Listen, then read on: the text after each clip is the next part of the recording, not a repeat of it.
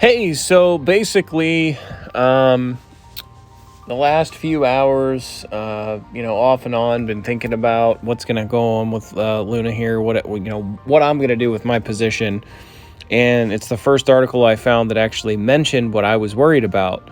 The CEO of Binance says, because I'm talking, it's like the fork versus the burn / other problem. If they announce they're going to go with this fork, the simplest way that I can put it is, hey, if you held Luna before it crashed, you're going to get a piece of the pie. It's probably going to be a fraction of what you had. And if you bought after the crash, which most of mine is after the crash, and got these awesome entry prices, already saw good gains, you're sitting on a little cash, you're out of luck. Now, the question is, I didn't understand what out of luck means. Does out of luck, if they fork it, mean that Luna will go to zero because they can delete it or take it off all the exchanges? Or one guy in I was commenting back and forth in one of my videos, is Crypto Yeezus said, well, they essentially turned it off, it's going to go to zero. So I'm sitting here going, well, why is no one talking about this? Maybe it's the weekend, maybe it's because all these are suspected plans. But if we look at this in a way that anybody that got in on the, the low price down here, like I did, none of this is going to matter. It doesn't matter if it's down 30% or 40% today. All these gains, profit, are going to go to nothing. That's what I was trying to figure out. That's what they're saying. They're saying if they make a new one, when they do the wrapped one, the wrapped Luna on Coinbase, somebody said just buy that. But then they're going to delist that, I think. So I guess what I was trying to figure out is first of all, we don't know what they're going to do, but that's not my concern. I can't control that. What I can control is what I do with my holdings. If it's all pointing in the direction that if they choose to do this fork and try to serve the people that originally supported them, I get it. But that means that anybody that bought at the bottom, we're not going to have any value if the coin gets deleted.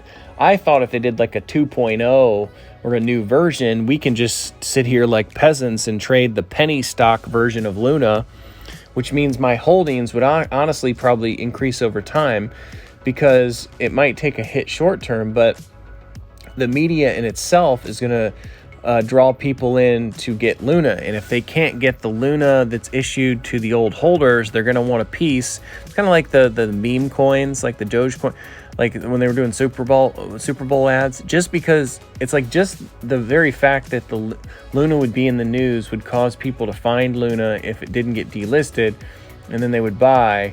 And it would drive up the price, and demand would be there, and a lot of FOMO and retail money, and then it would be like this whole thing, right? And this guy's saying, the CEO of Binance saying, hey, the split won't work, plus you're abandoning anybody that tried to rescue the coin. I don't own any either way. I'm just commenting, pointing out potential issues, minting forking, don't create value.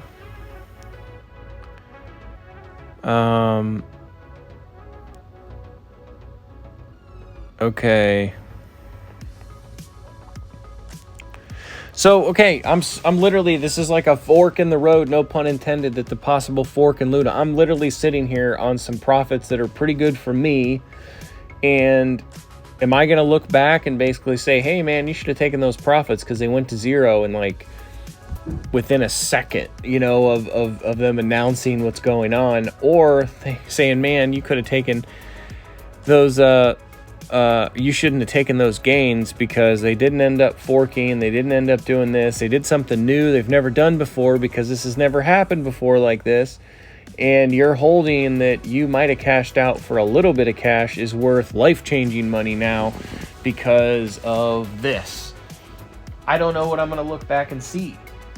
If you want to manage risk, you'd say, okay, well, take some profit. I did take a little profit. They'd say, take out your original investment.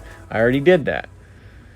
So what am I worried about? I'm not worried about anything, but it's a mind game when you have gains and they are not realized because I haven't exchanged my Luna for Tether or transferred it out after that trade. It isn't like real yet to me because they're not realized. But to make them realized, that would mean that I'd be out of the game. So you could say, hey, okay, well, just sell half and keep half.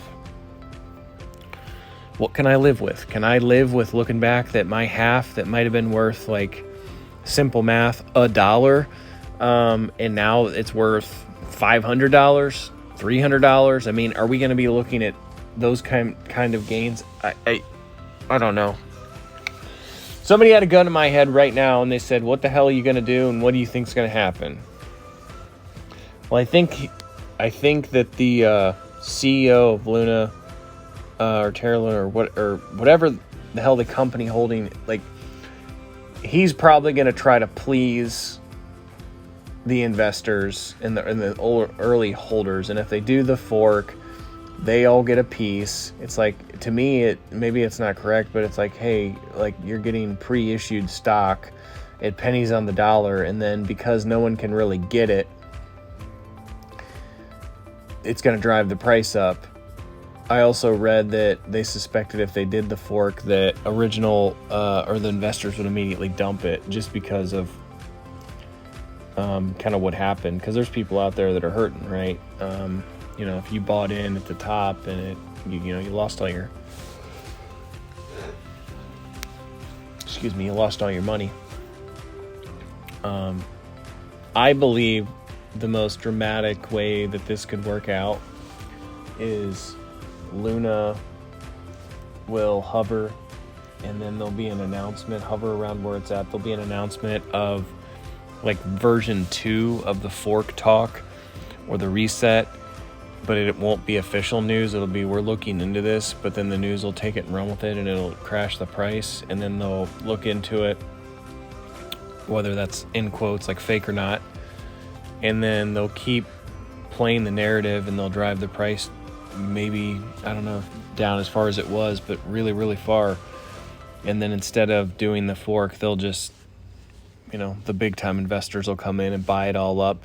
It'll panic sell to the bottom, and they'll buy in, and they won't have to do a fork because the people that have the positions now will be the important people, in quotes, and all the people that had the original opportunity sold in fear, and then they will do some sort of burn or something beyond me to increase demand and decrease supply,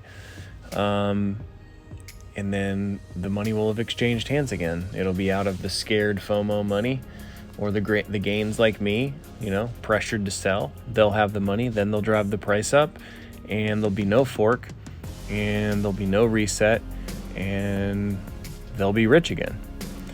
That's what I think would be the most dramatic way to do it. Will that happen? Who knows?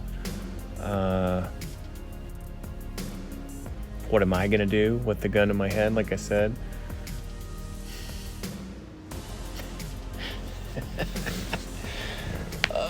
I think I should sell 50% of it.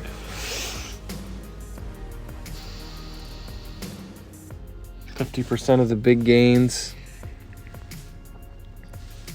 I have a feeling that Monday is going to bring a very red day.